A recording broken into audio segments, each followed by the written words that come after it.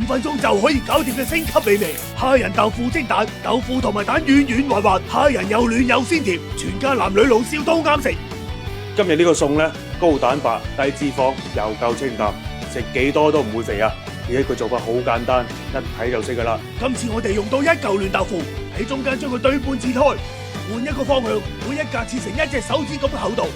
跟住我哋將佢擺一擺盤，豆腐同埋豆腐之間要留翻啲空隙，確保空氣對流。然後我哋用到10隻到8隻嘅沙蝦，去頭剝殼之後同佢開一開背，順便將背脊嘅蝦腸撩咗佢走。我哋直接將佢放喺豆腐嘅上面，碗裏面打3到4隻雞蛋，水蛋嘅黃金比例就係加1.5倍嘅水，再嚟細半羹仔嘅鹽。打蛋嗰陣會有好多氣泡，最近刷視頻刷到個新嘅辦法可以消除呢啲氣泡，真係好好用，就係一個防風火機，對住啲泡係咁啤，嗰啲泡泡好快就唔見晒，所以發明雞蛋嘅人一定係一個天才。最後將隻雞蛋淋入隻碟裏面，水滾之後上鑊大火蒸4分鐘。最後葱花熱油一澆，實際我懟一聲就生奶啦，淋翻啲靚嘅豉油或者白菜汁汁，好有得食。哇，正到不得了，又香又滑又有益，做人最緊要開心。你今日燒咗未啊？